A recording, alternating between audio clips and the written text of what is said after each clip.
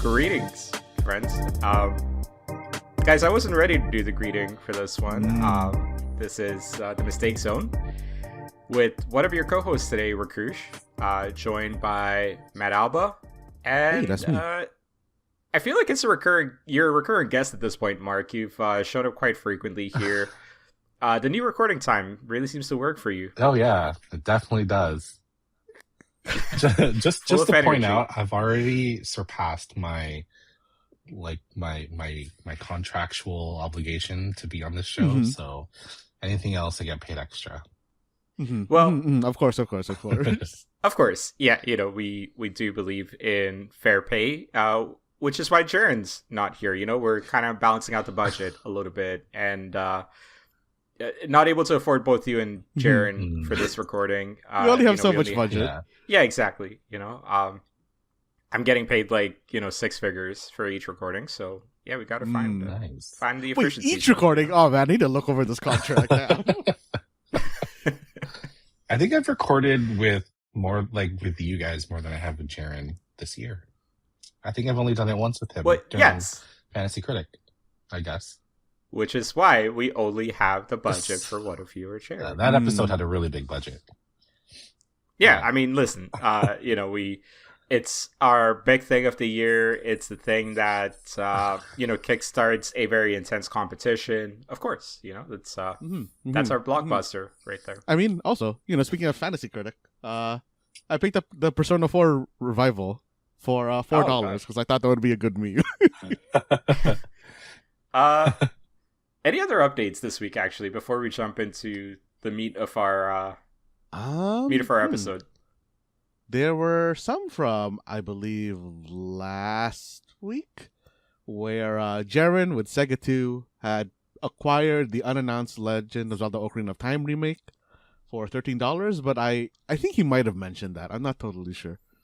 Oh, yeah, I do see that now. He did mention it to me. He's like, I thought you were gonna bid on it. I was like, I don't like to bid on rumors.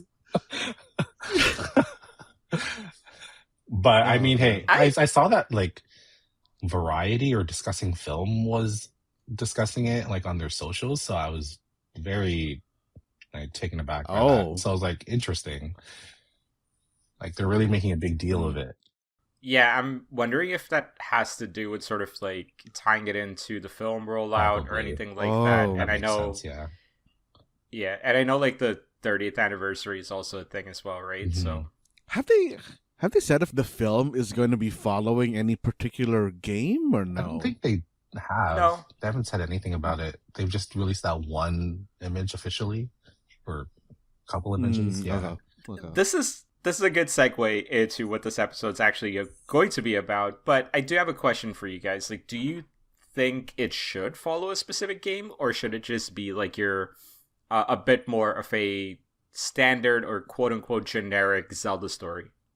I think if they really want to get the movie out there to the people, and I don't know what demographic they're aiming for, but if they want to aim for the people who played the N64 versions, I think Ocarina of Time would be a good foundation to work with, only because it sold a lot of copies, it reviewed really well, people know it.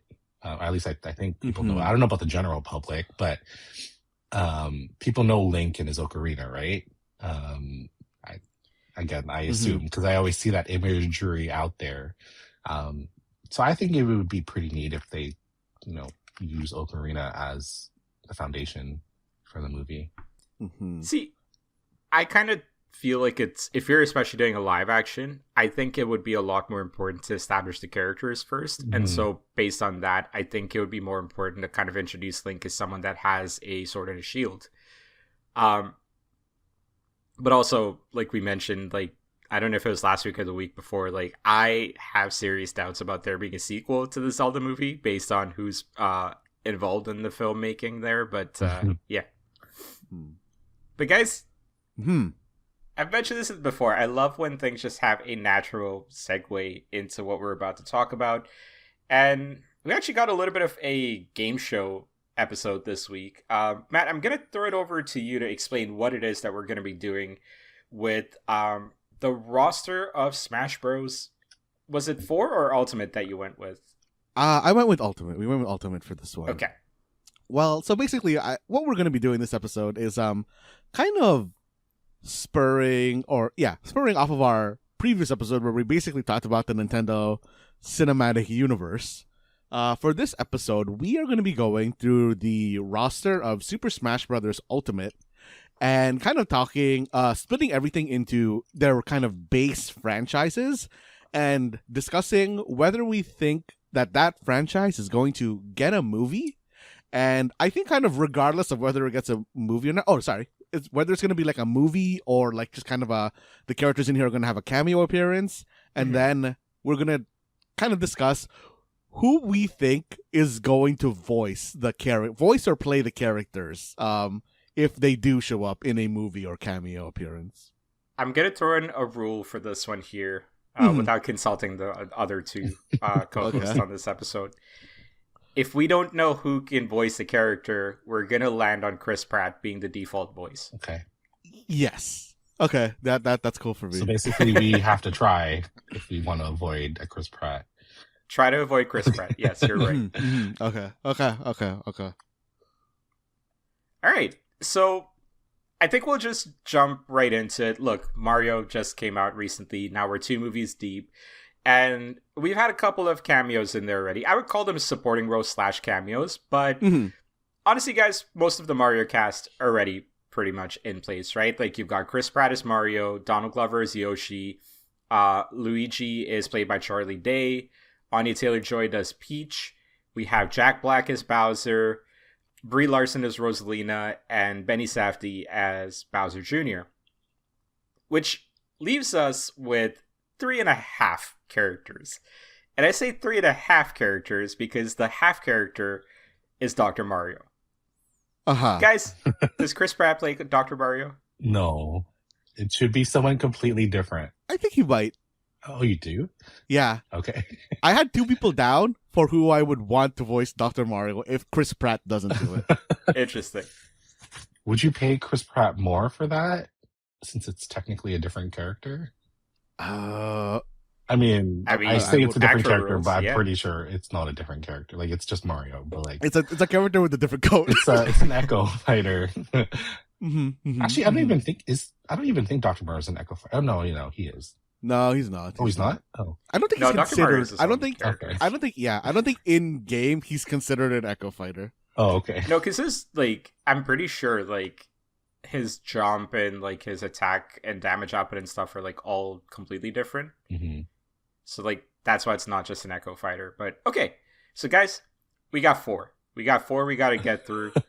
You guys want to get a different actor for Dr. Mario? Let's try to avoid Chris Pratt. Matt, why don't you start us off? Do you think Dr. Mario is getting his own movie first off, or is it a cameo situation? No, Dr. Mario does not get his own movie. I think it is Mario needs to go to a doctor and he goes to his cousin, Dr. Mario. Ooh. That'd be hilarious. I like that. I do like that. Yeah, it's also kind of established in that CG cinematic universe that there's a lot of Mario family hovering around. Yeah. So that's good. Yeah. That's good. Okay. So we're aligned. Okay, it's more like a cameo. He's got a bit of a tummy ache or something. Ate something in Princess Peach's castle, and who's playing him? Okay, I think that this is where you also I think again put in Charles Martinet. Oh yeah. But he plays the original voice of Mario. Or if you're going for star power, I think Christopher Walken fits here. Ooh, that'd be the only prescription is more cowbell. Oh man, yeah. Ooh, that's a decent one. Yeah, that's my thoughts for Dr. Mario. that's no, I did not think of it that way. Okay, so I guess this is where we could also figure out some guardrails and stuff, right? But it seems if you're going with Christopher Walken, we're assuming that the actor's in their prime, and so we're kind of opening it up to anybody. Oh, okay, we're doing Primat. Okay. I'm assuming, right? Like Mhm. Christopher Walken at this age playing Dr. Mario, I feel like might be a little bit wild. Mm. But you know what? I feel like it might make it a little bit easier for me because I feel like I know more older actors than I do current ones. Mm. I am gonna go with something on a similar vein here. What do you guys think about Marlon Brando as Dr. Mario? Oh, that's That'd be good. I actually that's actually really funny. Right? Wait, is Marlon Brando's not like, is he still alive? He's not, right? No, he's very dead. Yeah, I don't think okay, so, yeah. Pretty sure he died in like 80s. Yeah, or 90s. yeah, okay. But that would be pretty No. cool. Marlon Brando died in 2004. Okay. 2004? Yeah. Damn. Okay, I killed him off way too early. You what? That's way early, dude. You know why I thought? You know why I thought that? Because I 'Cause felt like you thought the 80s were 20 years ago. well, yes, but also growing up watching the Superbad movies, I just assumed that like he was IRL dead as well, which is why they were not reshooting any of his stuff. So, I mean, yeah, that makes sense. Yeah. I apologize to the estate of Marlon Brando. I hope they're still open to working with us to do the voice of Dr. Mario, but oh no, what's the tiebreaker here? Let's not use AI. Or Mark, do you have a third option? Okay, so when I originally thought, like, I saw Dr. Mario on the list, I thought it'd be like in the movie. I thought it'd be like a quick Mario puts on a doctor's jacket, haha, funny reference. But then once Matt is just like, oh, he visits Dr. Mario, it'd be really funny. I think what would be hilarious is if they use like Hugh Laurie as like a cameo. Oh, fuck. That's actually really good. See, but like have him play like a straight faced doctor, have him play house, basically. Oh man. The only issue I would have with that is the British accent on an Italian. No, yeah, I'm not saying there's no Italian Brits, but like, it'd be funny. I mean, he can use his American accent. Yeah. What if he does? Or what if he does his own Italian like accent? a British Italian accent? Yeah. You know what? Okay. I believe that Hugh Laurie could pull off an Italian accent. 100%. I thought he was American for the longest time while watching House. Save. I feel like any British actor can pull off any accent. Yeah, no, it's like, true. there's a popular story about how like Idris Elba basically was trying to lie about being from the UK when he was auditioning for The Wire, and on his like final audition, they basically like guessed that he was from the UK, and like he still got cast as Stringer Bell. Nice. Hugh Laurie, famous Italian. Okay, so we got three choices here. We got Christopher Walken, Marlon Brando, Hugh Laurie, and then if we cannot come to a consensus, back to Chris Pratt. I kind of like Christopher Walken. I mean, I like House, but yeah. I like Christopher Walken because to me it's like a cameo that could be Mimi, and he's got a fever, and the only prescription is more mushrooms. You know, it's like I can envision. Yeah. I've already written the dialogue. That's in my something. head. That's something right? Illumination would put in a movie too. Exactly. Yeah. It feels like a glove. Like that to me feels like a good fit. But Matt, do you want to make an argument for Hugh Laurie? I mean, I could go with Hugh Laurie or Christopher Walken. I mean, I was the one who picked Christopher Walken, so like, you know, I basically agree with that. But Mark, tiebreaker. What do you think? You know, I do like the idea of Christopher Walken as Dr. Mario. I can see it in my head. I see the vision. So put him down. Hey, I saw that you're about to put Pratt. I saw the P. Okay. So, the thing is, as I was writing that, I realized we cast someone named Chris for the Dr. Mario role. So I was just trying to come up with. We could do funny marketing with that. Funny marketing, voiced by that, Chris, exactly. and then it's just like Tougher Walken. Yeah. That's half down, guys. We're 15 minutes into this episode. All right, let's move on to the next one. mild spoiler for the Mario Galaxy movie, so if you want to maybe skip ahead for a little bit, I don't know how much a little bit is. Daisy got teased at the end of the Mario Galaxy movie as someone that could potentially be entering the fray with Mario Movie 3. Mm-hmm. Guys, I haven't seen any casting information for Daisy. Was there anything like that already in place? I don't think so. At least I didn't see any. Yeah, I don't think so either. Like, she has a voice, but I don't know if she's credited. Or I guess she wouldn't be because it was like near the end. Okay. Yeah. So it could be anyone. So, fair enough. Guys, who's playing Daisy? And is this a supporting role, a cameo, or are we talking feature film here? Or will it be Chris Pratt? If we cannot come to a consensus, it will be Chris Pratt, yes. Okay. I don't know if you guys felt this when you saw Daisy at the end, but did she seem like Hispanic Spanish to you? With the way that they colored her. I've always seen Daisy as someone with melanin. So, yes. Especially like in the Striker game, she's very tanned. Okay. Yeah. Okay. Because I was thinking Ana de Armas. Ooh. That's a good one. Mm-hmm. That's really good. I kind of see it, Mm-hmm. but I'm going to make a counter here. Okay. Luigi is voiced by Charlie Day. Oh my god. Do you realistically see this playing out with good chemistry between Charlie Day and Ana de Armas? I mean, I'm just saying, one of the most popular, genres of romance anime is otaku and gal. And if you're telling me that this isn't like the American version of otaku that's gal, very true. You're wilded. Oh god, that's a really good one. Yo, Nerd Pulls a Baddie is like, you know, is a good genre. Mark, do you have a suggestion for Daisy? I do actually, and oh man, it's hard because I really like Matt's, but I really like mine too. I went with Stephanie Beatriz. She's in what's that police procedural show with Andy Samberg? Oh, yeah. Brooklyn Nine-Nine. And she was Mirabelle in Encanto. She's just, I don't know, I think she's really funny. She's already proven herself as a great voice actress. And yeah, I think she'd be the perfect Daisy. That's actually a really good one, actually. They're both really good. I actually liked Stephanie Beatriz. Like, ever since I saw Daisy, I was like, yeah, no, it has to be Stephanie Beatriz. It'd be hilarious.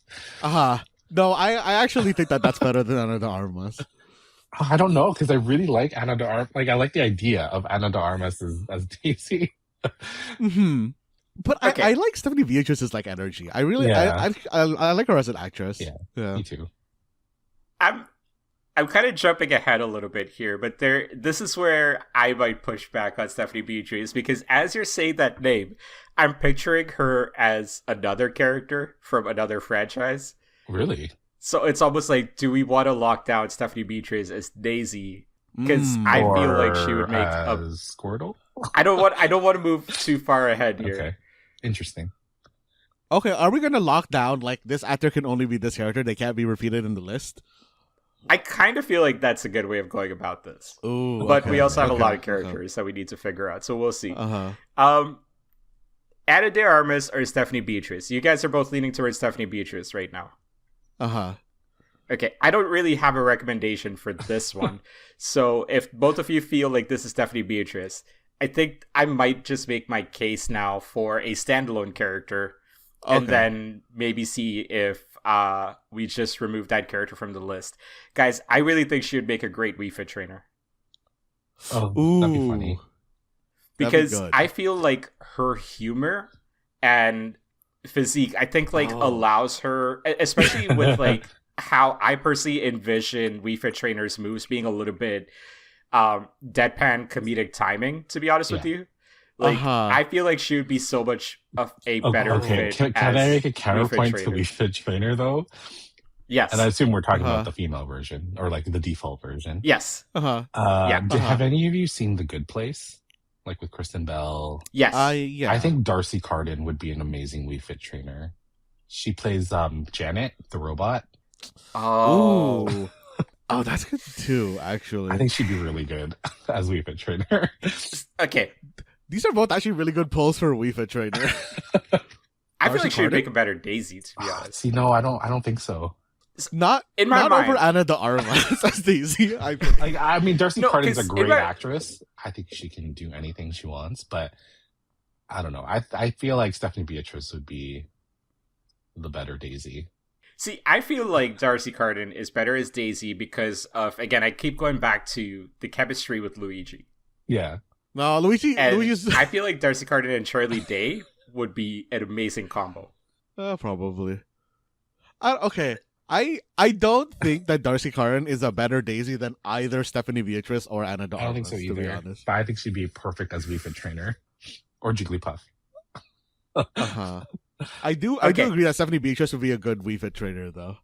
So I think we got to figure out two characters here right now because we now have Wii Fit trainer in the mix. She's entered the battle. She's joined Smash. I think, okay, Daisy and Wii Fit trainer. Somehow that's the combo we ended up with here. Let's just take a consensus vote on both of them for the time being to see where the conversation's going from here. Daisy, who are you saying is the best Daisy? If we are kind of looking at both of them, I think Ana de Armas is Daisy and then Stephanie Beatrice Wii Fit trainer. But if Wii Fit trainer is not Stephanie, I think Stephanie is the better Daisy. Mark, who do you got? I'm sticking with Stephanie Beatrice as Daisy and Darcy Carden as Wii Fit trainer. I'm going with Darcy Carden as Daisy. Stephanie Beatrice. Oh God, as no! trainer. Oh God, Daisy's Chris Pratt. Those are the rules, guys. I'm sorry. Those the rules. Oh man, no. We already got our first Chris Pratt. Goddamn. Okay. Wii Fit trainer. Are we saying Stephanie Beatrice? Because it's 2-1. I guess so. I'm still saying Darcy Carden. I think Stephanie for Wii Fit trainer though. Okay. Boo. Yeah. Damn. All right, we need to limit the amount of Chris Pratts, guys. This is a disastrous start here. I mean, if you chose correctly the first time for Daisy, then, we wouldn't have been in this situation. We need to match each other earnestly with our hearts. Okay, but it's got to be sincere. I hate to break this to you, Rakush. I'm pretty sure we have the same person as Wario. I genuinely think Wario should be Chris Pratt.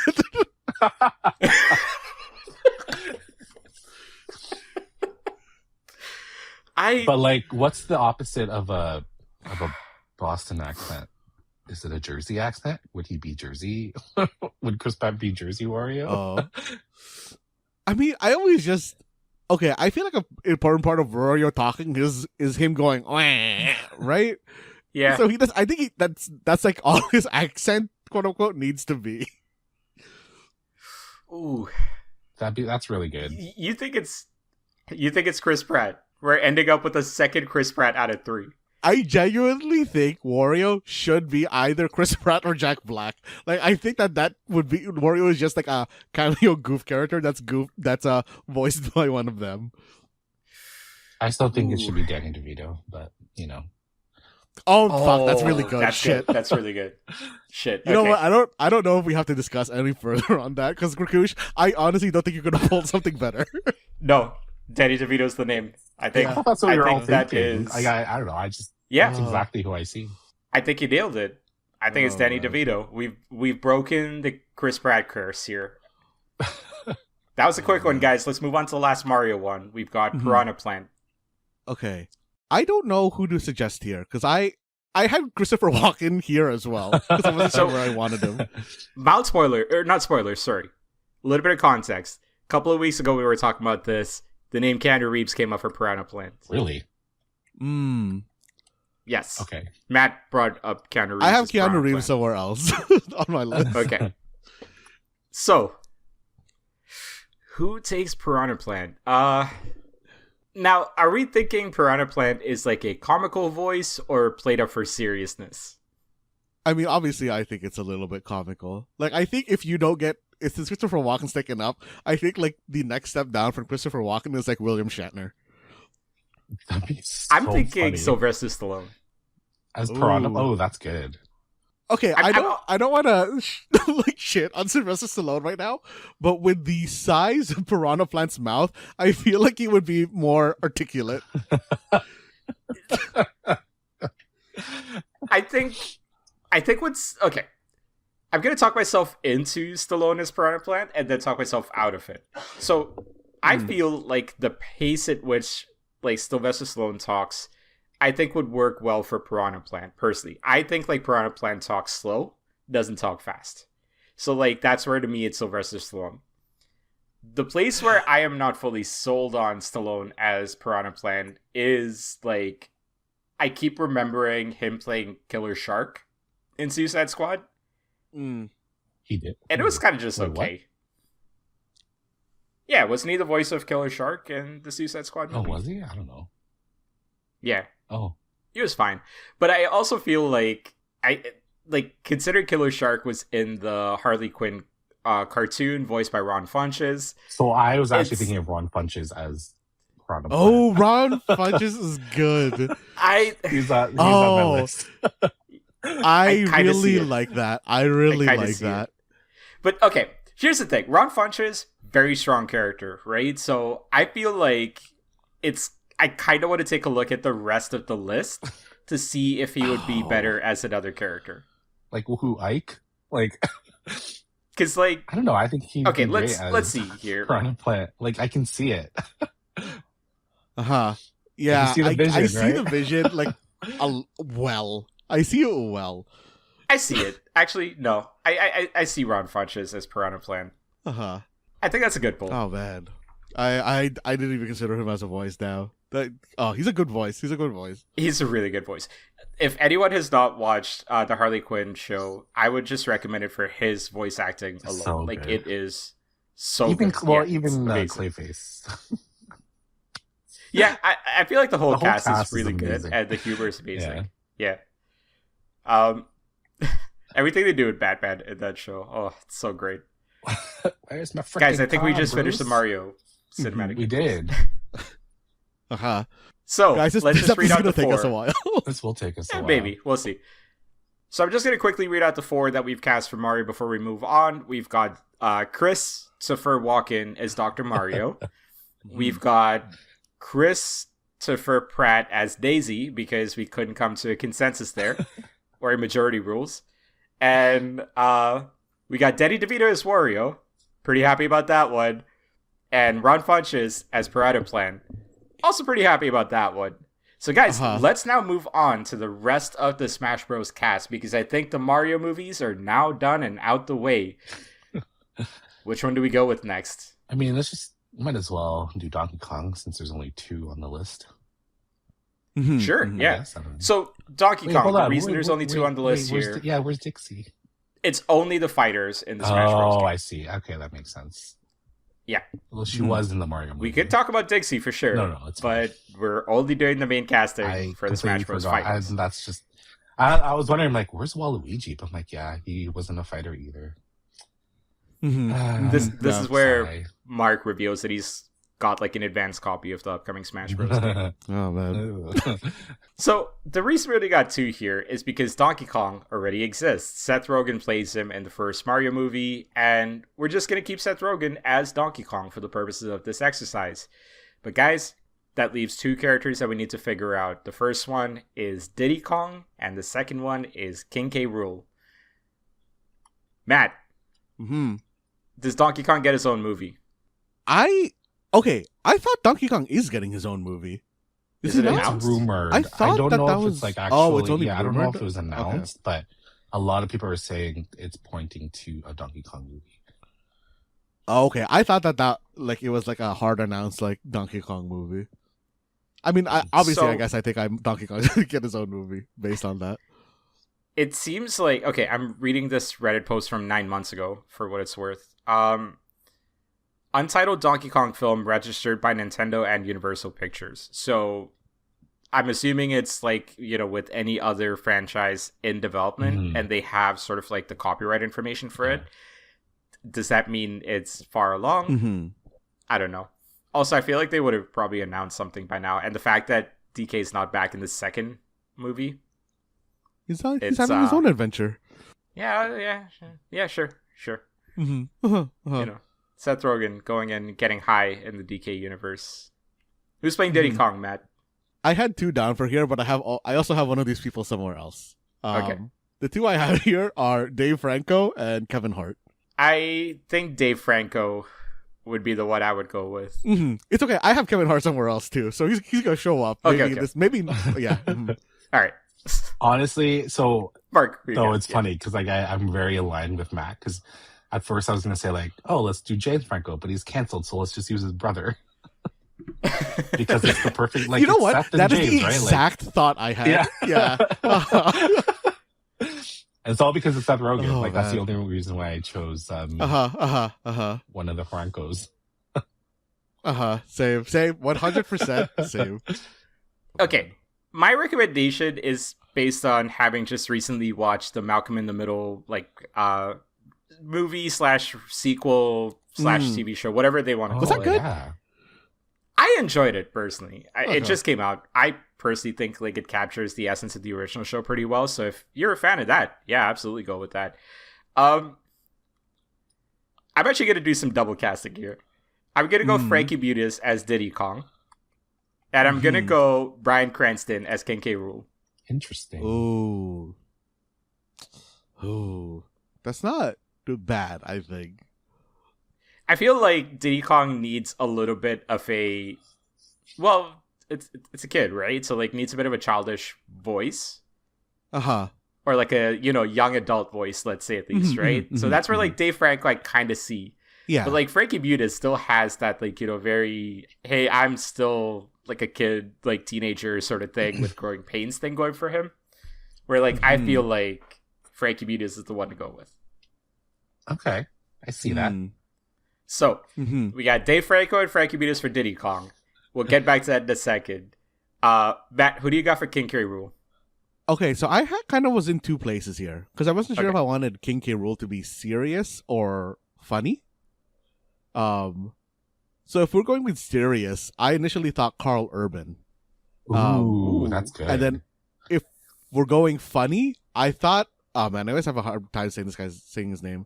Dan Castellaneta. Ooh, nice. So Homer's voice. Yeah. Oh, okay.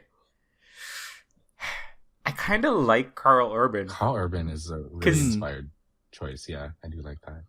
Yeah, like I'm thinking of him in The Boys, and I'm thinking of him being like this dark comedy kind of character that can definitely ham it up a little bit more to make it more family friendly without the swearing. Yeah. I can see it.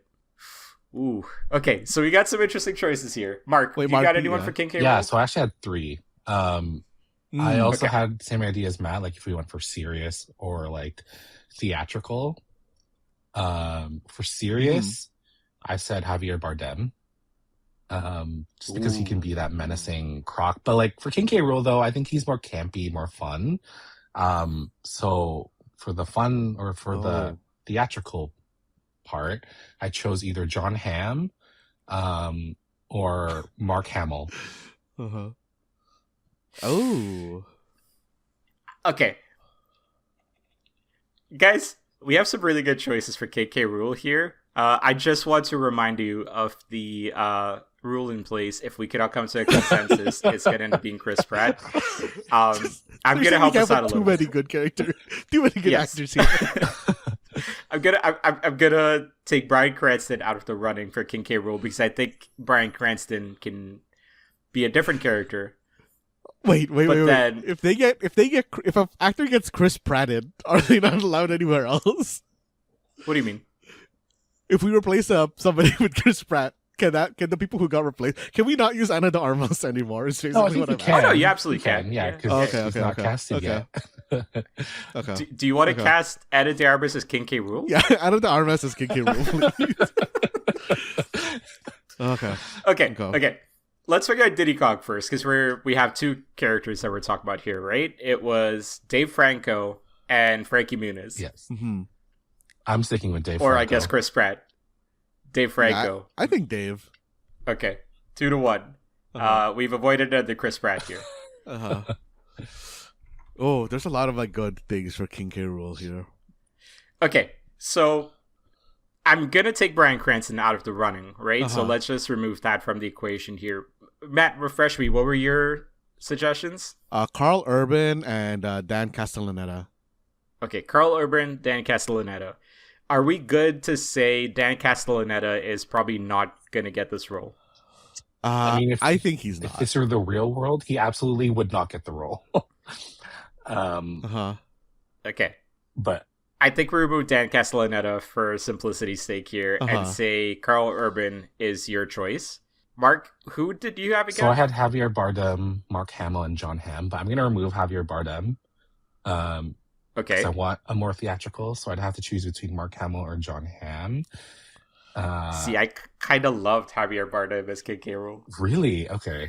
Yeah. Oh, really? Of the three, I also thought he was the one that I wouldn't pick from Mark's. I mean, okay. Well, put a pin in his name for a later one. Because I don't know if Javier can do camp, like Mark or John Hamm. That's why I kind of am intrigued by it. Yeah. Because I feel like he could do something with King K. Rool that would be very unique to him. It would be to go back to Marlon Brando, it would be like Marlon Brando doing a children's book out of nowhere in his final days. Yeah. There's just something very interesting about that to me. Yeah. But it's okay. I don't want Chris Pratt for this role. So let's remove Javier Bardem. I was also thinking of Dave Bautista, because I know he can be funny too and serious, but it's fine. Yeah, if it's between Mark Hamill or John Hamm, I would go with Mark Hamill. Okay, because I was gonna say I hope you don't pick John Hamm, because this is gonna be really dumb to say. I think John Hamm is too hot to play King K. Rool. I get it. I kind of get it. Oh, I feel like it's Carl Urban for me out of those choices. Yeah, I think they both can hit the same area, but I like Carl Urban here. Mark, do you want to fight this? I mean, you already beat it 2-1, so it's okay. Okay, all right. We're trying to avoid Chris Pratt here. That's our exactly. We want to avoid Chris Pratt. I like that Chris Pratt is our nuclear deterrent here. That's our nuclear option. That's DK done, guys. That's the franchise done and dusted. Okay. So on our list, the next franchise is the Zelda franchise. Mm-hmm. But I kind of want to go with some of the smaller ones first that already have characters introduced, right? So I kind of want to skip forward to Star Fox quickly because we already know that Fox McCloud exists. Glenn Powell is voicing him. And we got 2 characters that we got to cast for that one. But guys, coming out of the Mario movie, does it seem like Fox is getting his own movie, his own spinoff? I'm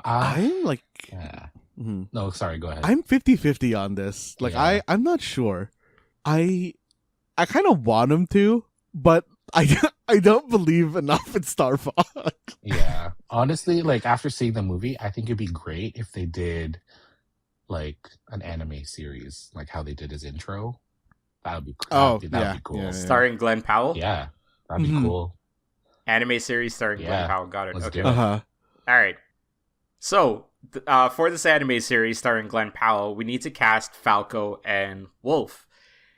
Who do you guys think plays Falco? Mark, let's start with you. Yeah. For Falco, I have Miles Teller as the cocky rival to It's the Top Gun effect. Fox. Yeah, exactly. It's the Top Gun effect. I know exactly where you went with him. Yeah. Because Glenn Powell's in that too, no? Yeah, he is. Yeah. You're just making Top Gun. Yeah, Star exactly. Fox. Except I would actually get the that makes sense. Characters that makes sense. talk. Oh, well, yeah, fair. Matt, who you got for Falco? I had Chris Pine down for him. You scared me there. I had Chris Pratt again. So that's the Star Trek effect. So we got Top Gun versus Star Trek happening here. Who would I go with in this one? I feel like John Berthel would be a good Falco. Or I feel like John Berthel could make a good villain and could do Wolf. So I actually had John so maybe Berthel put as a pin in Wolf. him. Ooh, okay. All right. Yeah. I feel like we stumbled into an answer for Wolf right there. That might be good, yeah. I had Yeah. Jamie Foxx as Wolf. Interesting. Jamie Foxx? I think Jamie Huh. Foxx like is an interesting villain, and Yeah. Wolf has always been kind of flip-flop. Okay, Wolf has always been kind of Cinderella towards Fox, I feel. And I feel like Jamie Foxx could play that. A Cinderella Jamie Foxx. Okay. Uh-huh. But John Berthel is actually it would be a very good Wolf. Do we want to put John Berthel down as Wolf? Yeah. I mean, I do. I'm happy with John Berthel as Wolf, to be honest. Okay. I'm trying to just lock these in before we get to a point where it ends up as Chris Pratt. That's the thing. That's the rush, honestly. Falco. All right. I don't know if I know who would play Falco. Oh wait, who's the guy that did the voice for Miles Morales? Oh, Isn't the guy like canceled right now? kind of. Are you talking about? Is it canceled? It's Shameik Moore, right? Shameik Moore. Yeah. I just thought he was a simp. I didn't think he got canceled. Oh, I thought he got canceled for being like over. Like he was. I think he went past Sim, from what I heard. But Oh, really? Oh, okay. yeah. All right. Well, Well, Shameik Moore's not going to play Falco, Uh-huh. but I have another recommendation here. You're pushing us into Chris Pratt territory. no. Okay, yeah, but yeah. Hear me out, hear me Throw out, that, hear throw me that, out, throw hear me that. 50 Cent. Okay, good. We're not in Chris Pratt As- territory at all. I As think. Falco? Yes. Oh. I feel like, okay, 50 Cent is about to be in the Street Fighter movie as Balrog. Oh, yeah. Oh, I forgot about that. I feel like if, like, you think about Star Fox, you think about, like, you know, just, like, Toad or Falco popping up on, like, the comms, right? So, like, all you're seeing is, like, their Avi and then, like, you know, whatever they say, right? I feel like it would be a pretty good goof to, like, just every now and then randomly hear 50 Cent's voice with, like, Falco's face as the Avi, but never see 50 Cent's face. I mean, you wouldn't see like- anybody's face at all in any of these. Well, no. Oh, I just mean, like, you don't even see, like, a mocap version of Falco or anything. Like, it is just I straight see, I up see. 50 Cent as Falco in, like, an Avi box. That's it. That's my recommendation. The Dead Silence tells me you guys don't want this. You guys want Top Gun. You guys want Star Trek. Yeah, we want Hollywood. What's the answer? You want Hollywood. I gave you the most Hollywood. It's fine. It's fine. 50 I don't Cent feel has a place rejected somewhere or else on whatever. this list, I think. Okay, But- well, put a pin in 50 Cent, I guess. Falco, who do we think plays Falco? Miles Teller or who is the other one? Sorry, 50 Cent's on my mind now. Chris Pine. Chris Pine, right? Not Chris Pratt. I think Miles Teller can play a cockier character than Chris Pine. But Chris Yeah, Pine is really I good. think like, Yeah. so he can do too. that too. It's just you've seen Miles I Teller think in Chris- cocky roles. That's the only thing. Yeah. He like I didn't see Maverick, but like every other place I've seen him, he's been kind of like cocky. Yeah, and I feel like Miles Teller would be more okay with the supporting role than Chris Pine would be. I see that. I see And that. so, all right. We've avoided Chris Pratt in another franchise. Thank God. Mhm. He's still contained in the Mario-verse. We're fine there. Mhm. That's the Star Fox universe. We got Glenn Powell as Fox, Miles Teller as Falco, John Berthel as Wolf. Mhm. Guys, which franchise do you want to go with next? We're making some good progress here. Let's do Metroid. You guys want to do Uh-huh. Metroid? Okay. Mhm. Mhm. Okay, so Metroid's kind of 2 characters, kind of 3 characters, but it's really just like casting 2. We've Mhm. got Samus and Dark Samus that are playable characters. And then there's Zero Suit Samus, which is just Samus. And then there's Ridley. So I guess we're casting one person for 2 playable characters on this one, bit of a unique one. Matt, Mhm. Metroid, is it a movie? Is it a cameo? What are we looking at for this one? Oh man, I don't believe in a Metroid movie. I feel like if it was anything, it would end up being a cameo or a TV series. Wow. I don't TV think series? Met- You think a TV series would be more suitable for this? I think like a 8-episode like Netflix like season is more so where I see Metroid rather than like as a movie.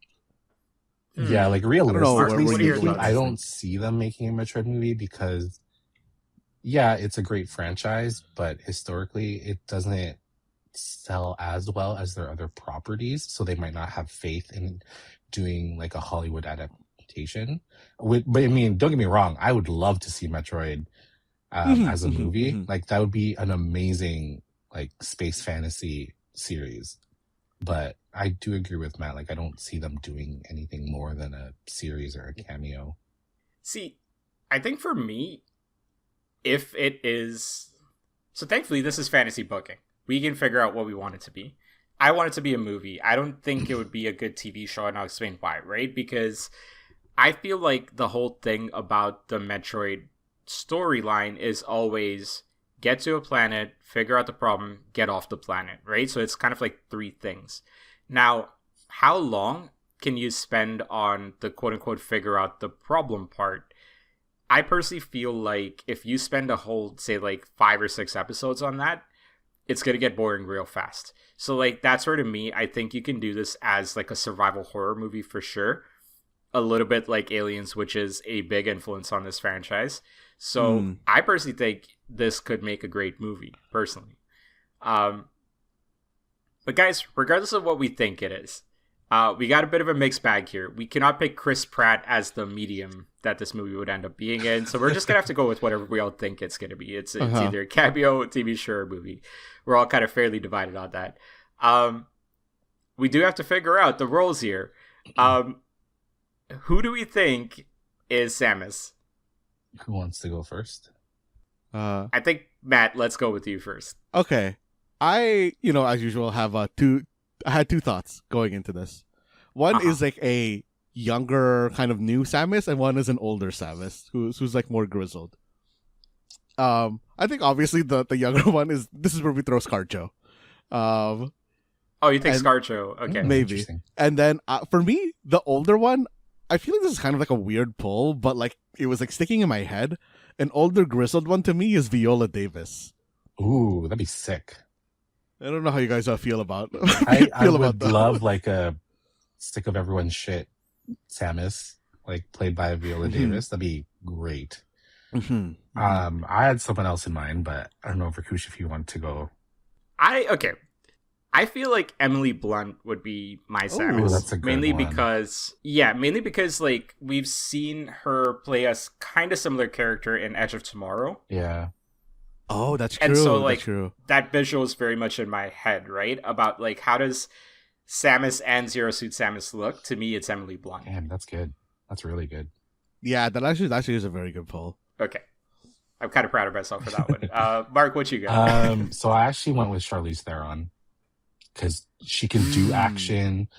She's a great actress. Like when it doesn't come to action, I don't know, I think she'd be a good pick. I like her. I'd like her as Samus. Like that's what I see when I think of Zero Suit Samus and just being the badass of actual like suited up Samus.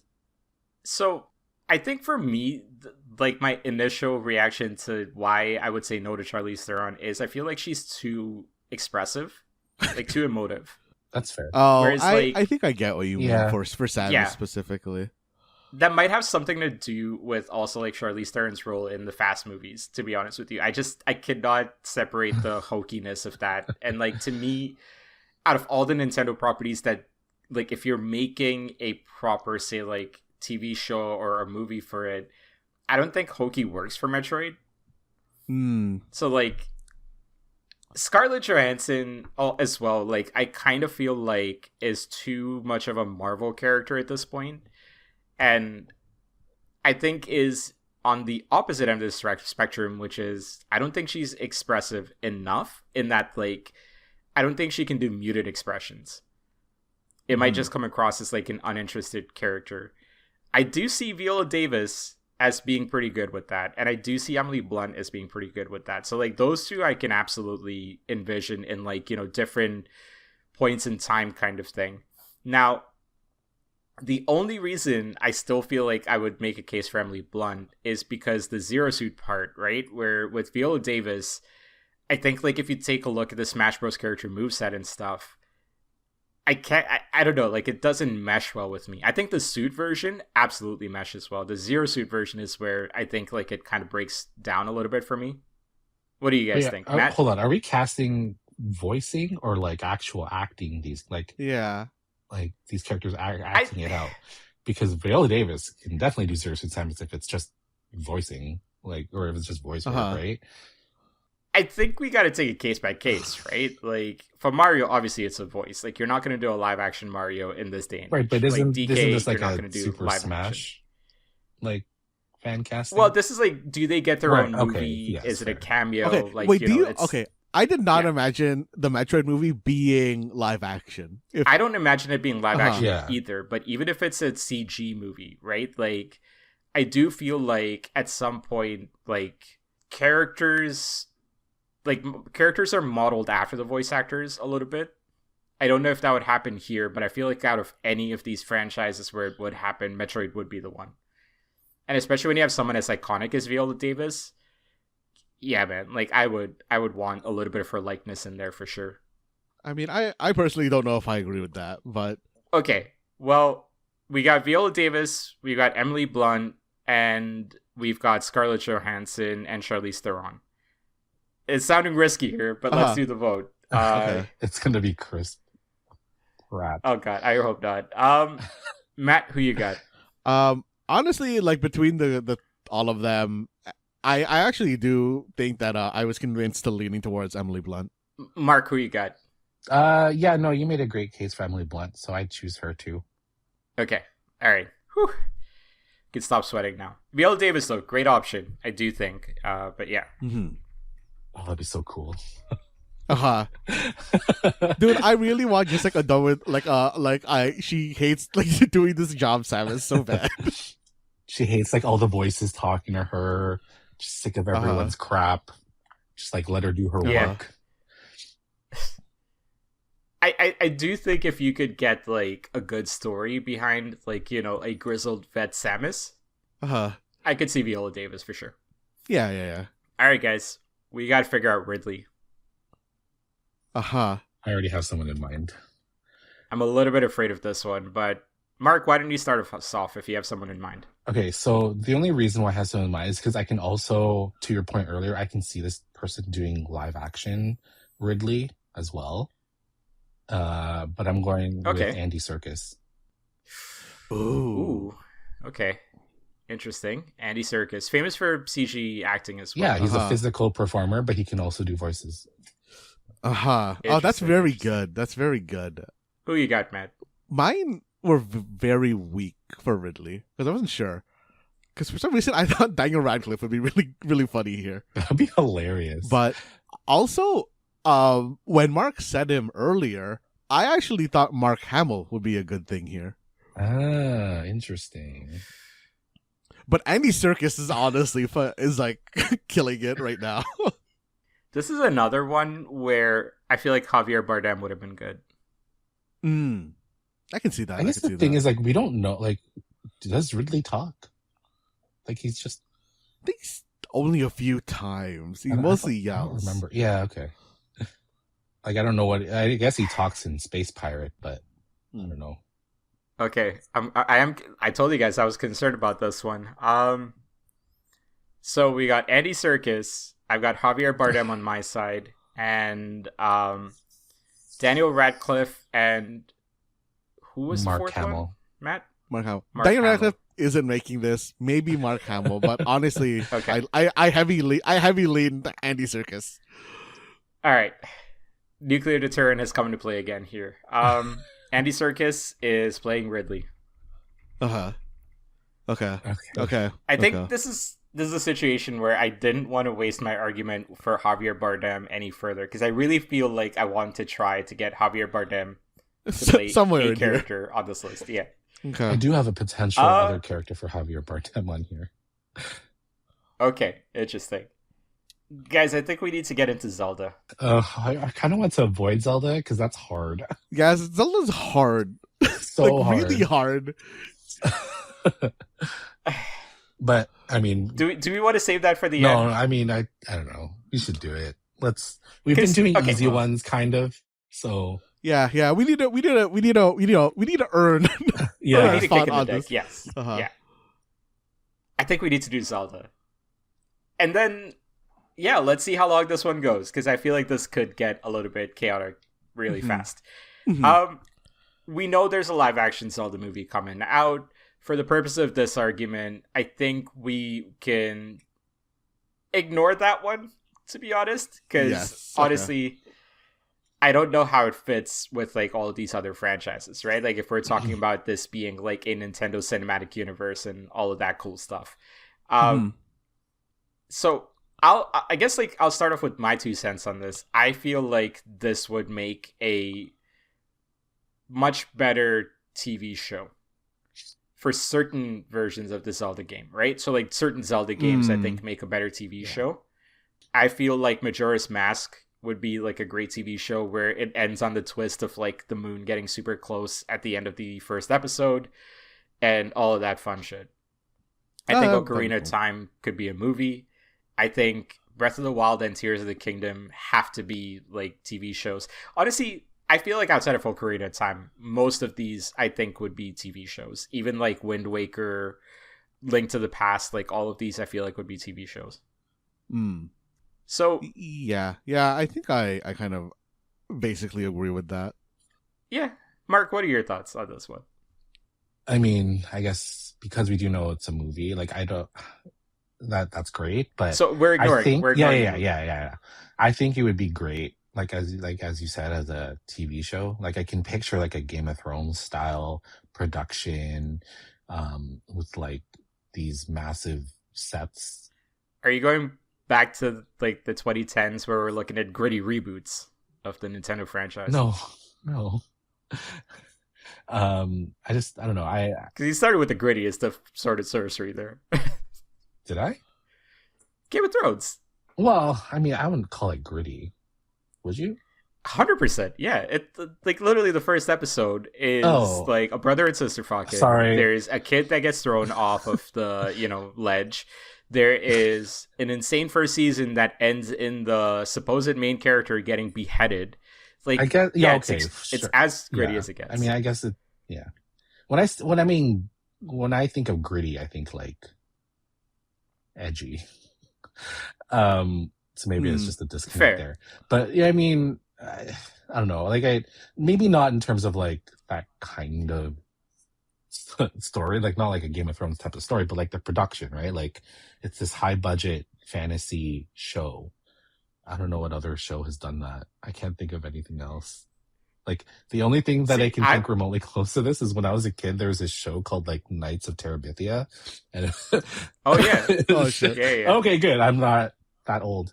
And yeah, it was set like I assume it was filmed in like Ireland or something, because like there was just castles, like the sets were castles and like green lands. Like that's what I picture when I think of the Zelda franchise, right? So but yeah, I don't think they're limited to a cameo. I think they're important enough to be a franchise, like a show. All right.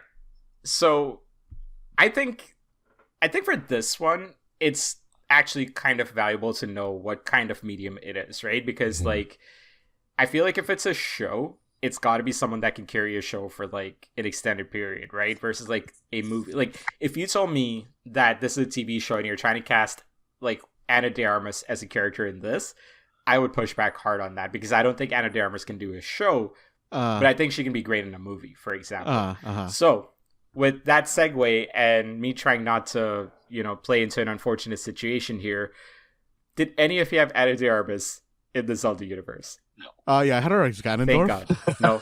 Oh, Ganondorf, got it, yeah. True. Are we turning her into the Chris Pratt of like the... of our choices? We start with Link. Matt, who you got for Link? Actually, okay. I kind of picked my Link based on my Zelda Sheik, because Okay. since Sheik is in this, I felt like it has to be the Ocarina of Time Zelda. And so to me, it has to be an action-y Zelda. So my Zelda was Keira Knightley, which made my Link Orlando Bloom because of Pirates of the Ooh. Caribbean. That is very inspired casting. I like that. Orlando Bloom is Link. Mm-hmm. Huh. Okay. Mark, who you got? So if we're just strictly going for like voices, like, because again, like I casted this as if they were joining the Nintendo animated universe. But for Link, I chose Timothée Chalamet. Oh. Only because I know he can do like the quiet role. I guess it also depends on like what direction you take Link in. And for Sheik/Zelda, I chose Florence Pugh. Ooh. Ooh. Okay. I kind of don't hate either of those. I don't think I've ever heard her talk without a Russian accent. I think I've never seen her outside of a Marvel movie, to be honest. Oh man, watch Midsummer. It's so good. Okay. Watch Midsummer if you can handle gore. By the way. Yes. Sorry, you got to give it. That's an important disclaimer. fair. Don't just say Very fair. Midsummer. It's like one of the goriest movies of like the last Okay. decade. Based on the name Midsummer, would not have thought that was a gory movie. No, exactly. It's like, even if you see like the poster for it, it just feels like this indie movie that's like, you know, a drama thing. No. It's very problematic. Okay. I'm struggling to think of who the character would be. Or like who, like, you know, who would play these these characters here. But I kind of like Florence Pugh as Zelda. There was, I guess I was going off of like Star Wars, but I was thinking Natalie Portman would have been a good one as well. Ooh, That's basically also Keira Knightley. Yeah, should be a good. Yeah. I could honestly never tell those two apart. Dude. Really? I have a hard time like just knowing which one it is. Whenever I see them. To pull up a photo of the two of them side by side. And No, okay, I know like side by side, I think I could tell them apart. But if I just like saw one in the wild, I'm like, okay, which one is this again? oh my god, that's a wild combination of like getting them confused with each other. Oh gosh. Okay, so I think I'm good with Florence Pugh as Sheik and Zelda, to be honest, because I think like the acrobatic stuff and like, you know, knowing that like someone needs to play sort of like an action driven character, we've seen that with Florence Pugh, so I think I'm pretty sold on that. Timothée Chalamet as Link, that's I have Timothée Chalamet somewhere else, if that interests you guys. It does actually. I honestly couldn't think of the perfect Link, like someone who can voice Link. Yeah, Link is actually like a really hard it's one. tough because like you don't know how he's supposed to talk other than like the animated show. Are we like assuming that Link talks a lot? I don't know. Well, I think he should. Uh-huh. I know historically he doesn't, but I don't know.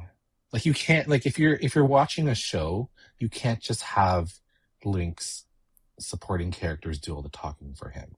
Like you can't just have him. You just can't have the supporting characters ask Link questions and he's just like, huh? Like you can't. Like it, I don't know. There needs to be a voice to Link, I think. Yeah.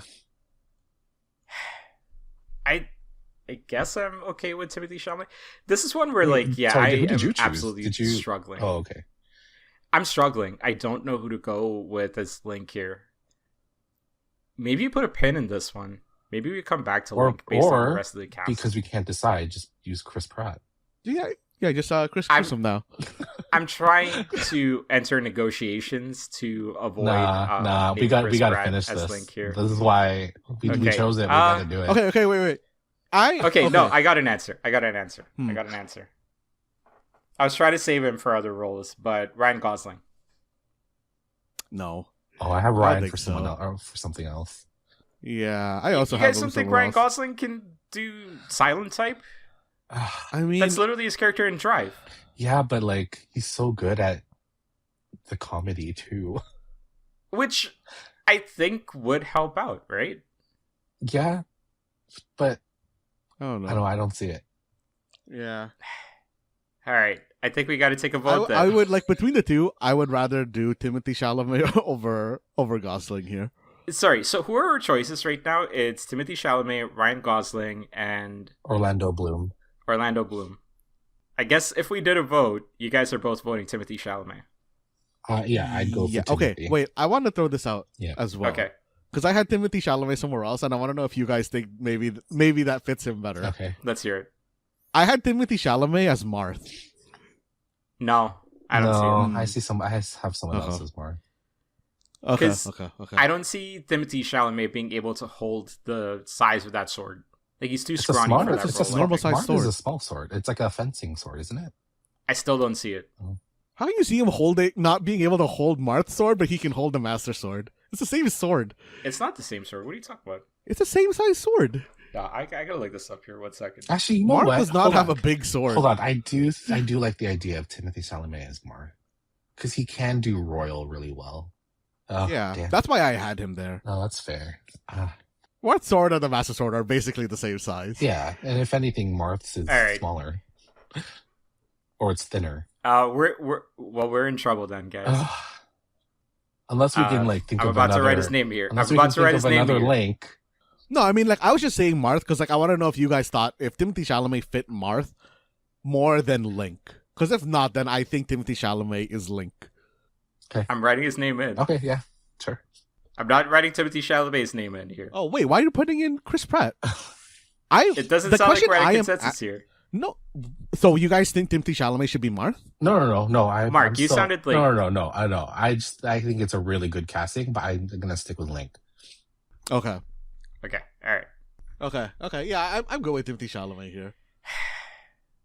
It's still hard because I'm sure there are other people who can play him. All right. So, Matt, you kind of broached the subject on Shiek. You said Keira Knightley there. I mean, I agree with the Florence Pugh that you guys were saying. I kind of feel Florence Pugh there as well. Yeah. I'm going to combine the two together. So it's like Zelda / Shiek. Which also, both of them in the Dune movie, by the way. So we are absolutely Florence Pugh was in the Dune movie? Yeah. So now we got to cast Zendaya as young Link. I could kind of see that actually. Actually, I can too. Wait, are we considering young Link and Toon Link the same, or are they going to be different? I did. I gave them the same voice. I also gave them the same voice. Okay. But you guys think there would be a different voice actor for young / Toon Link versus Link? I think young Link, Toon Link would have their own distinct voice from old Link. All right. Who do you guys think plays young Toon Link? Young Toon Link sounds like a rap name. But yeah, I see it. I put Aiden Gallagher, who is 5 from Umbrella Academy. Oh, that's the kids that's from good. Umbrella Academy. That's really good. I see it. That's really good. Yeah. I think I'm gonna. Do we think Matt nailed it there? Yeah, I think I'm gonna change mine to. I'm gonna just vote for that because I chose. What was yours? So this is because of recency bias, but there's a Percy Jackson show on the Disney Plus platform. Oh yeah, and I think the one with Edge on it, right? Yeah, Edge is in it, and I think the main character who plays Percy, Walker Scobell, would be a good young Link / Toon Link. But I like the idea of Aiden Gallagher, so I'm gonna go with that. Are you talking about Walker Scobell? Yeah. Like in the show, we'll leave it as Aiden Gallagher, right? Like yeah. Mm-hmm. We'll leave it as Aiden Gallagher. Yeah, but I think like looks wise, I feel like Percy Scobell and Timothy Chalamet are closer. But since this is CG, that's less. No, I definitely go with Aiden Gallagher. I think he'd do an amazing job.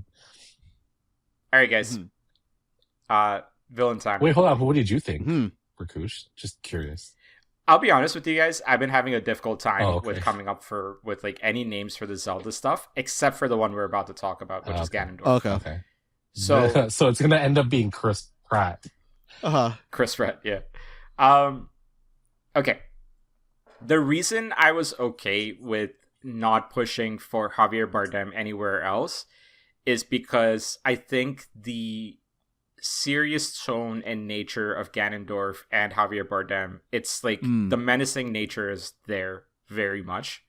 So that's where, like, if I'm gonna make the like strongest case for Javier Bardem being on this list is with Ganondorf. I can see that. Yep. I can see that. Who do you have, Matt? I have Michael Fassbender. Interesting. Ooh, that's I kind of see why. I see it. Mark, who do you have? So I actually have Clancy Brown as the voice of Ganondorf. Clancy Brown, interesting. Yeah. I think he'd be a great voice for Ganondorf, but I like the idea of Javier Bardem as Ganondorf. Yeah, this is actually a very good. You saved Javier for a very good spot. Yeah. It's that, like, I could see like a uniqueness to Bardem as King K. Rool, but like if you're trying to do like, you know, who is a perfect match for what the character actually is, like to me it feels like Javier Bardem is Ganondorf. Yeah. Like from a like menacing standpoint, right? Like he's played a menacing Bond villain. He's played a menacing villain in No Country for Old Men. Like if you tell me that there is someone that is absolutely going to bring the mood down on an entire country or continent in the form of Ganondorf, I think that's Javier Bardem. You know, I think it's a good choice. I had him for someone else, but this is like perfect. We'll put him down for Ganon, but who did you have him as? I had him as Lucario. Lucario. If it wasn't going to be King K. Rool, I had him listed as Lucario. Oh man, guy. My Lucario poll is also quite. It's a. But now I think I have someone better for Lucario. Sorry. Okay, Oh, well, we can go. Okay. all's well that ends well, guys. We were stressed about this one. Yeah, it wasn't that bad. Watch the Pokemon section be like the worst one for us. Yeah. Okay. You know what? We can wrap up the Zelda thing, but like I think that this episode is going to the content of this episode is probably going to be split into multiple. So I think if we do Pokemon next, we could stop the episode after that. So, guys, we've gone through quite a few large franchises already. I think we've been doing this for quite a bit of time. We're not going to get through all of this in this episode. I think, you know, realistically, we'll get back to the audience on when we're going to get to some of the larger ones. But I think there's two franchises we can look at to end up this recording here. Guys, let's talk about Earthbound. It's two characters. I think we can do this. It's Ness. This is going to be a long one. It's Lucas. Look, we got to show it some love because Nintendo has not been showing it any love. You know, so I think, like, you know, I say that to say, guys, I don't think Earthbound's getting a movie. I don't think Earthbound's getting a TV show. I think Ness and Lucas are getting a cameo. To be honest, I barely believe in Earthbound getting a cameo. But... Yeah, honestly, Ness's bat is to be the cameo. That's it. Let's be real. Look, honestly, if they make a Smash Bros. Movie and they don't have Ness in there, I think that movie's getting shat on. Like, I feel like even if Earthbound as a franchise doesn't get any love from Nintendo, which, fair, whatever, like, you know, they feel like audiences have grown out of it, I feel like Ness is too important to the Smash Bros. Side of things. Because I think, like, the fans of Earthbound and the Ness fans don't really have anything else to kind of latch onto. It's all they have, man. It's all they got. It's all, yeah. You know, so sometimes, you know, there's, like, an importance that builds naturally over time. And I think, like, Ness, at least Ness, would pop up in a Smash Bros. Movie. But if we're just talking in general, I think these are cameos. Yeah, at best. no, I agree. So, I think, okay, let's talk about casting. This one. Matt, who do you got as Ness? Okay. As Ness, I believe this is a cameo. And like you said, it's Ness's baseball bat. Where Ness, I don't know, something's happening and Ness just swings. He hits whatever's coming at him with the bat and he goes off. And then he says a one-liner. It's Shohei, right? It's Shohei. It's Otani, right? Oh, hilarious. Oh, that's good. That's good. Shit. That's really good. And he does the voice in both the Japanese dub and the English dub. It's easy. Come on. Oh, that's What would say it's a home run? That's really... Wait, so then is Shohei gonna say PK Fire? I don't think he has to. Honestly, I don't think he has to say PK anything. I think he just has to like swing that bat and then just drop like a one Oh liner. man, that's really good. That's But I don't actually want to really say good. mine Shit. because I can save mine Mm. for actually. No, I don't know.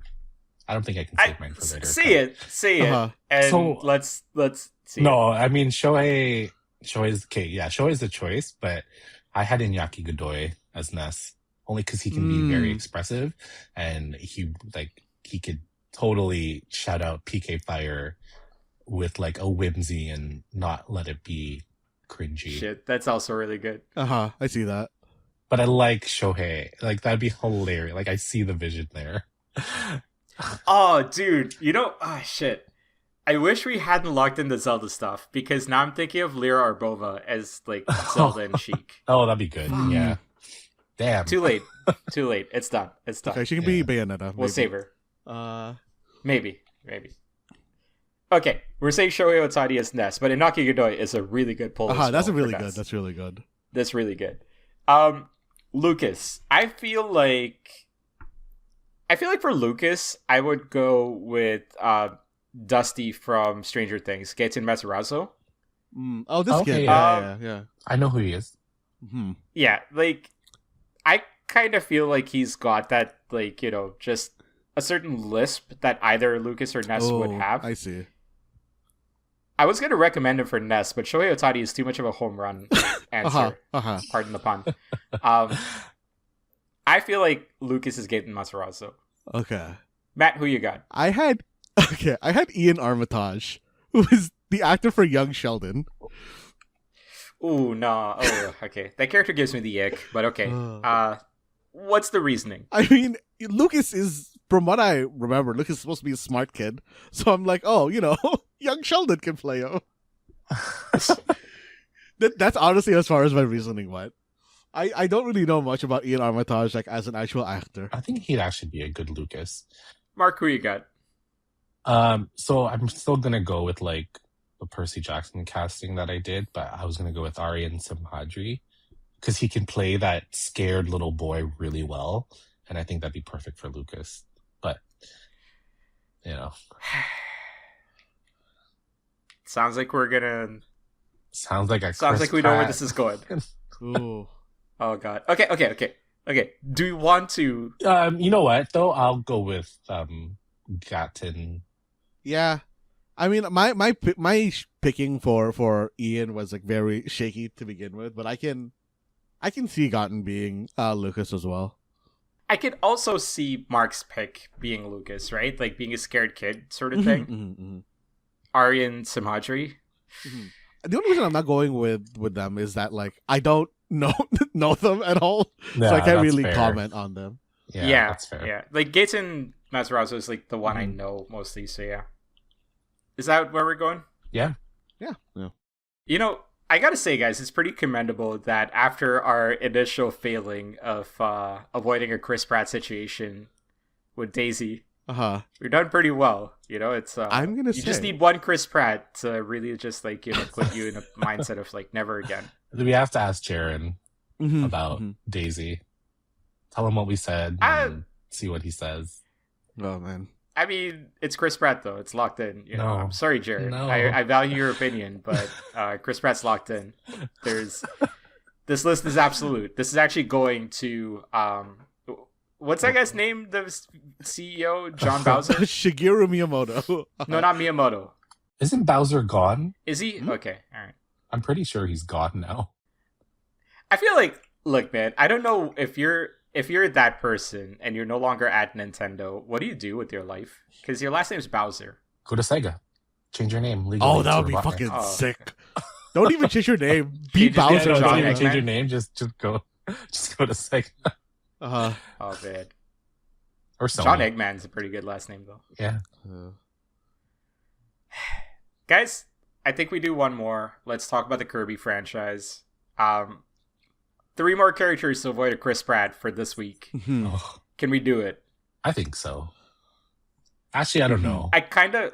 This might be hard. Okay. This is actually, this is like a really hard set for me to pick. I think we go bottom up with this one. I think we wait to talk about Kirby. I think we start with King Dedede. Okay. Okay, that's fair.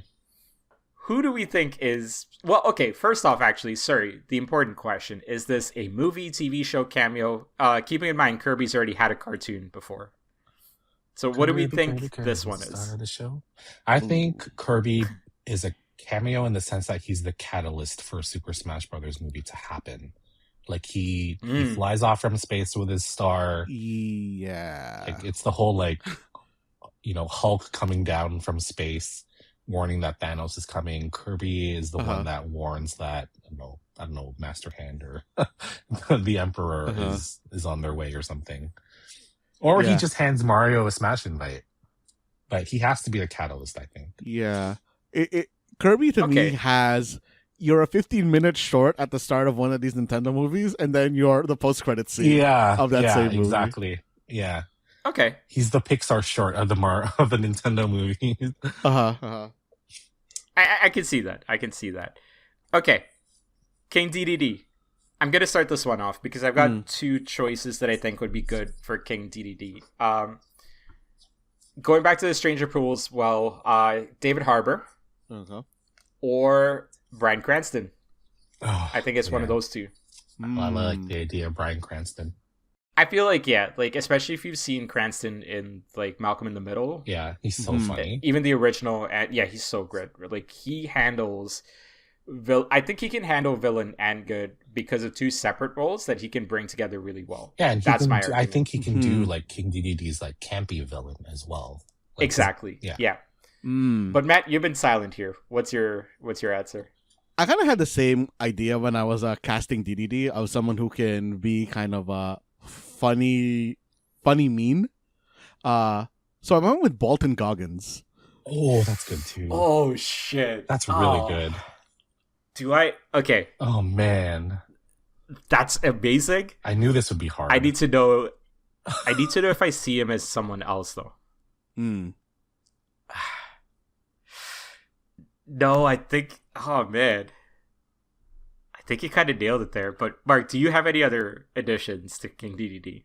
So, I really do like who I picked. Because I think he can do an amazing job. He can be really funny. But still be, a villain. I chose John C. Reilly. It's also good. Okay, we're in trouble, guys. We're in trouble. Maybe we got four very good options here. Let's remove David Harbour from this because I don't think if you're going between him and Bryan Cranston. I think it's Bryan Cranston, right? So Bryan Cranston, Walton Goggins, and John C. Reilly. This is a very strong trio, and we're in trouble. This is hard. I'm I'm sticking with John C. Reilly.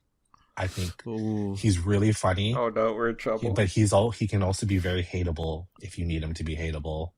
I'm trying to see if I see either any of them in another role right now. Okay.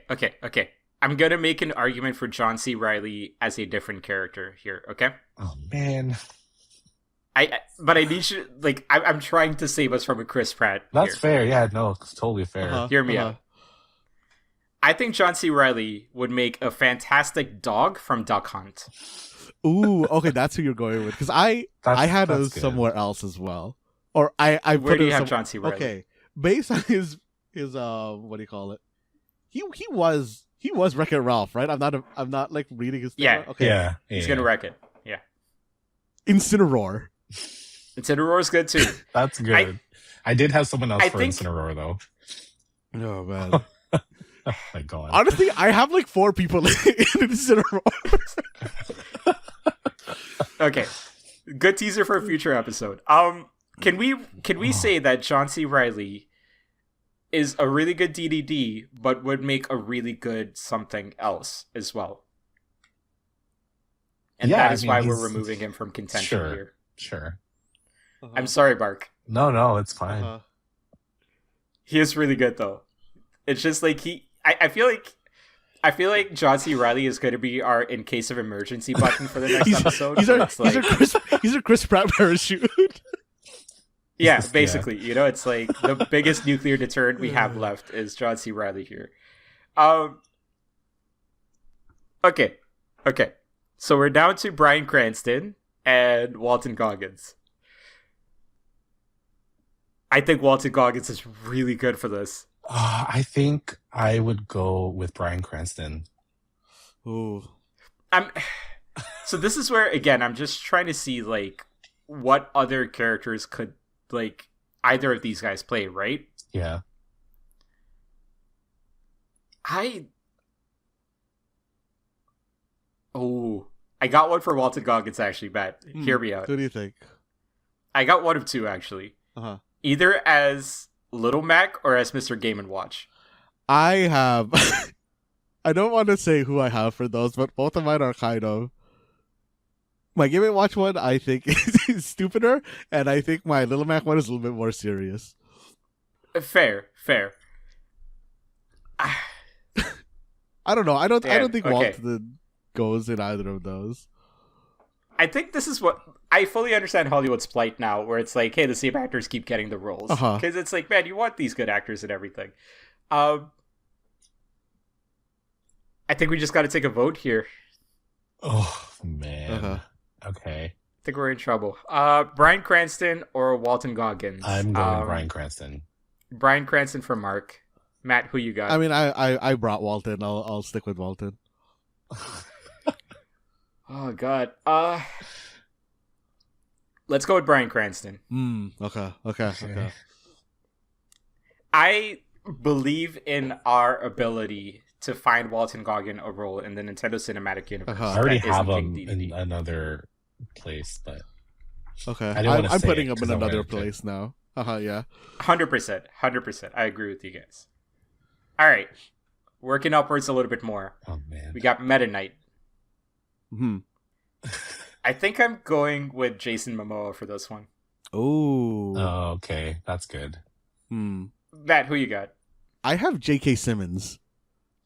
Wow, interesting. Interesting. Because okay, like I was actually surprised that Miles Teller got brought up earlier. Because when I was thinking about Meta Knight, I think of Meta Knight as like a Kirby trainer, and I was very much thinking of the Whiplash. Yeah. Interesting. Mark, who you got? Okay, so I'm only choosing this guy because I loved the show growing up. But I'm going with Antonio Banderas. Oh fuck, that's actually really good. Yeah. Oh shit, Antonio because Banderas. in the show, like in the cartoon, like he was basically Zorro. Yeah, dude. And like I don't know, it's always stuck with me, so I'm choosing Antonio Banderas. Actually, wait, what was he in? The show, like the Kirby show, like the cartoon show. Antonio Banderas actually did no, it wasn't. Voice. But the character wasn't like the voice was inspired by Zorro. Like he had like that, like he was basically Zorro. Fuck. And like that's the only voice I hear for Meta Knight. So I'm choosing Antonio. I also keep thinking Zorro from One Piece, not Master. Yeah. Oh. I think he could do comedic as well because he played a comedic character in The Expendables 3, I believe. Who? Antonio Banderas? Yeah. He also played a Spy comedic Kids character. Yeah, in Spy Kids. That is true, yes. Antonio Banderas is really strong. Like, because you have to bring like a powerhouse here, I think. Oh, I had Jason Momoa. All right. I don't think Jason Momoa beats the other two. No. I fuck heavy with Antonio Banderas Meta Knight. I'm okay with that. Oh man, that's a really good pull. Okay. Listen, I think we needed a more consensus one after DDD, so, kind of easing the tension a little bit. We got Kirby now. Okay, I'm going to bring up a name here that, Mark, you brought up earlier. I'm going to go with Inaki Godoy as Kirby. Ooh, okay. Ooh. I like that. I do like that. Who do you have, Mark? I have Tara Strong. Tara Strong is Kirby. Good. Interesting. Yeah. I think she could do a really good Kirby. And I mean, you know her, right? Like she's very versatile in her voices. So I think she'd play it really well. But I love Iñaki Godoy is Kirby too. Damn it. I think it depends on how much of a yapper Kirby is. Yeah, exactly. And like he's not. So yeah, that's why I think Tara Strong is really strong, for lack of a better description. Yeah. But Matt, who you got? I didn't have anything here. I couldn't think of someone. Yeah, who I it was wanted as hard. Kirby. Yeah. Yeah, because I do think that like whatever Kirby ends up being, talking a lot is not going to be a part of it, right? Like I do feel like it's got to be a little bit more of a silent character. This is a very more so Yoshi than, like, role. a Link. Yeah. Yeah. Like, and if Kirby So- does talk, it's like it's grunts or it's just like ha or like hi. Yeah. Okay, I mean, look, we're good over to Chris Pratt here because mathematically we only got two options that we're considering here, right? It's Tara Strong or it's Inaki Godoy. Oh. Let's take a vote.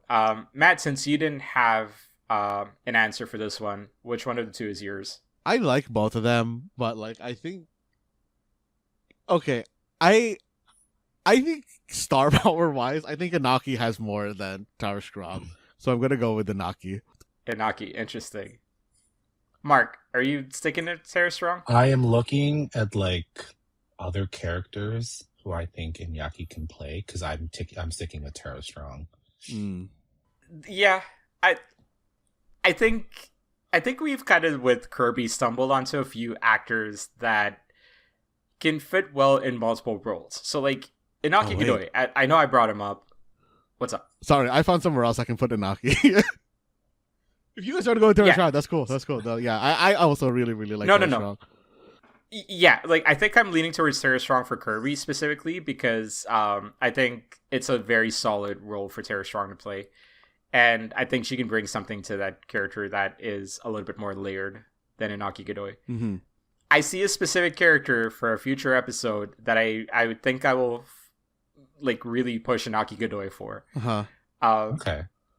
But guys, that's for a future episode. I think our last casting for today is Tara Strong. Sweet.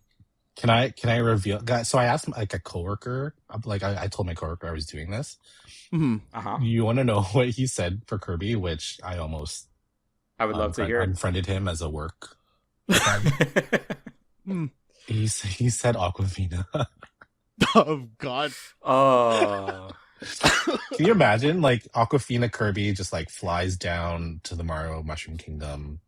Oh man. Says the Better universe night. is in What trouble. is you talking about? Yeah, what is you talking about? God. God. I'm gonna try And to then find a it place I can put ends. Aquafina. Actually, fuck. I actually do have a place for Aquafina later on the list. I don't like any Got of it. Squirtle. Let's go. Okay.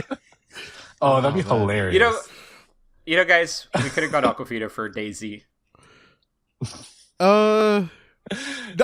I think if we were casting Daisy at this point in the episode, maybe. But at the start of the episode, no. I think we had some really strong actors for Daisy that we all felt very strongly about. And I think the issue is that we just couldn't we shoot. brought Yeah. Wii Trainer into the mix, Yeah. right? Because that's where it's like, I feel like Stephanie Beatrice as Wii Trainer kind of split the consensus too much. I Guys, just don't see only it. one Chris Pratt. Sorry. Only that's one not Chris bad. Pratt. It's pretty good. Out of it's- however many characters.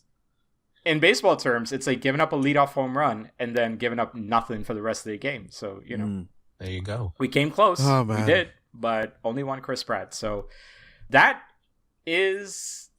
See, I wish we could have called this game Smash or Pass if it had to do with, like, you know, something Smash Bros. Related. But I actually don't have a good game name for this one. Matt, do you have a good game name for this one? Ooh, not really. Smash or Pass is hilarious. Smash or Pass would be great, but I technically we're doing it like Smash or Pratt, but like I don't know. Smash or Pratt's also good. That's actually really good too. I think I like Smash or that. Pratt is our Yeah, name. I Okay. think it should be Okay. Smash or Pratt. Okay. But it's a mistake zone. There's another game that we have to play at the end of it. We cannot end our episodes without it, and that is Don't Match Me. Matt, I don't actually know who's up for Don't Match Me this week. It's me today. It's me.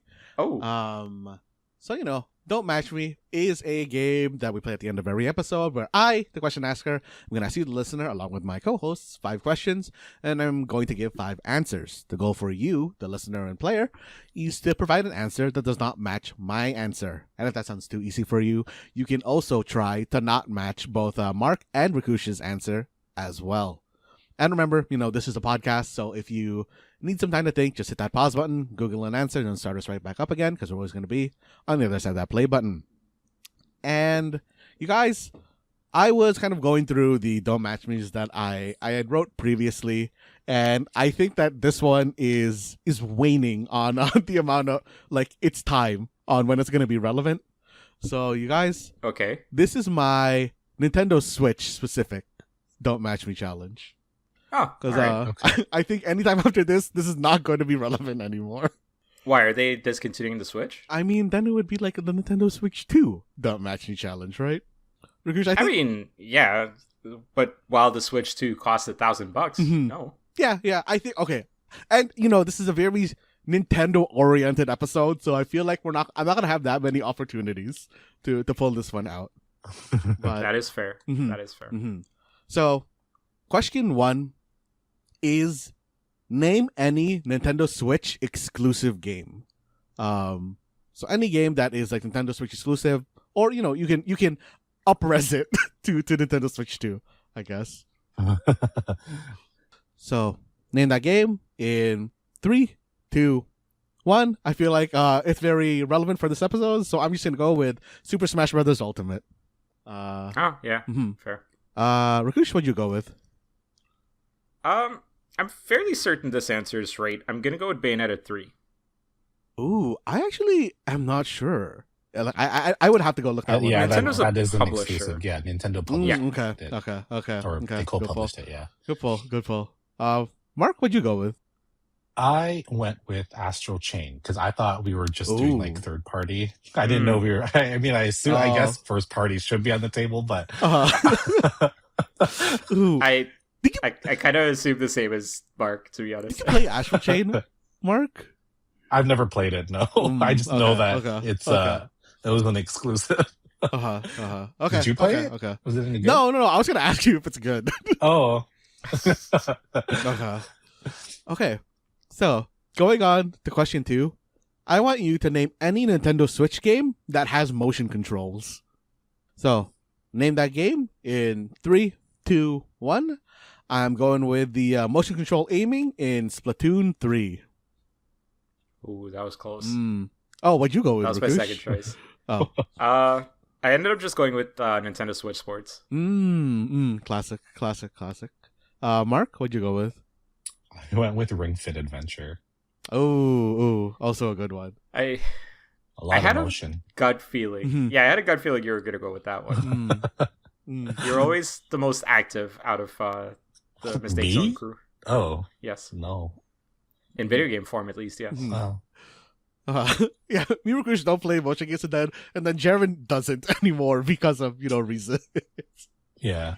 But Jaren's just active, uh-huh. as in real life active. Uh-huh. Okay. So, question 3. I want you guys to name any official Joy-Con color. So, name that color in 3, 2, 1. I always thought the white Joy-Con that came with the OLED was like really slick looking. hmm Sorry, was that like a default white Joy-Con? Yeah, it was like a default white Joy-Con. Interesting. What'd you go with, Rakush? Honestly, I just kind of went with the default blue From from like the OG Switch. yeah, good choice. Mark? Yeah. I went with neon purple. Oh, that's a good. Wait, That I didn't know just there's a- released, right? There was like neon purple. There was pastel purple. I think the neon purple was paired with neon orange. Yeah, that pair makes sense. You guys ever think about how like design sensibilities have changed over the years, and the fact that the original Switch came with like a blue and red one feels so weird now because of how monochrome everything is? I think. Yeah. I mean, I guess Really? that's just design trends Yeah. for you. Mm. But then I I, guess didn't know like, everything switched back to monochrome. the Switch 2 still uses red and blue. It's just subtle. Yeah, it's barely there. Yeah. It's like I feel like I was just making some updates to a few documents recently, and everything is like I was looking at the color scheme I was using from like even 6 years ago, and it's like, oh no, that no, It's too bright. this needs to go. It's too many colors. Yeah, I had a grand total of 3 colors in this document, and it's like, nope, too many. Okay. Going on to question 4. I want you to name any retro console available through the Nintendo Switch online service. So you know how they do like that emulation thing on the Switch? I want you to just name any of the consoles you can do on there. Name that console in 3, 2, 1. I'm going with the Game Boy Advance. I thought we almost matched because I went with the GameCube. Ooh. Mark, what'd you go with? I went with the Virtual Boy. Oh man. Oh, that's a good one. I forgot to buy the Virtual Boy thing. Can I still? Oh man, I gotta still buy that. I think you can still buy it. Oh man, I think really as long as you have a it. Nintendo account. Ooh, very tempting. Okay. How does that work with glasses though? Like I wear glasses. I don't think I'd be able to use it. I mean, I feel like even if you wear glasses, like your face is close enough to it that fair. you would be able to see it anyway. Yeah. Mm-hmm. Okay. Anyway. Going on to the last question. I want you guys to name any official Nintendo Switch Lite color. So, name that color in 3, 2, 1. I'm going with the yellow one because I really liked how that one looked. I had a feeling you were going to. I feel like when I think of the Switch Lite, I think of the yellow color too. But I chose something else. Mm-hmm. Rakush, which one you go with? So I ended up going with Coral. That's a good. Yeah, that's a nice one. I do agree that the yellow one and like the blue ones were like the most advertised in like Switch Lite color schemes. Mark, which one you go with? I went with the gold one. Oh, there's a gold one. Damn, is that a special edition? It's a Legend of Zelda one. Oh, fuck! I should have figured actually. Gold. Okay. Yeah. It's like the Ocarina of Time gold cartridge gold. Yeah, that's good. Yeah, it's pretty good. That's pretty good. Ooh. But yeah, that was this week's Don't Match Me, and it seems like we made it through unscathed this time. Which is nice. Yeah, with Don't Match Me. Yes. Yeah. Which is nice because last week I think we all like crash and burn on that Ryan Gosling one. Whoa, really? I feel like there's Don't Match Me was a Ryan Gosling edition. Hilarious. Uh-huh. Was Breaker High mentioned at all? Yes. That is actually one of the ones that got 2 of us out. Yeah. Uh-huh. Well, now it's got Mark out as well. Yeah, I totally would have been out. Man. Fun episode, guys. I think the audience might have some questions around Chris Pratt as Daisy, but no. Otherwise, I think we're doing pretty well with our fantasy casting list for the upcoming Nintendo Cinematic Universe, which we have to meet up on soon because the bigwigs at Nintendo are waiting with bated breath to see who we've decided are going to be joining the Cinematic Universe. Mark, I'd like to thank you for joining us. I know you're going above and beyond your contractual obligations here. We'll see if we can free up some budget to have you show up and finish up the rest of this casting exercise that we're doing here. Yeah, thanks for having me. I always love doing these things. I definitely would love to come back whenever you want me or whenever you have the money. Whatever we have the money. Yes, that's the key word there. Matt, thank you for doing this for free. Yeah, bringing in the guest is actually probably far more important than maintaining my own livelihood here. Well, look, Matt, what's more important is you're getting some valuable exposure.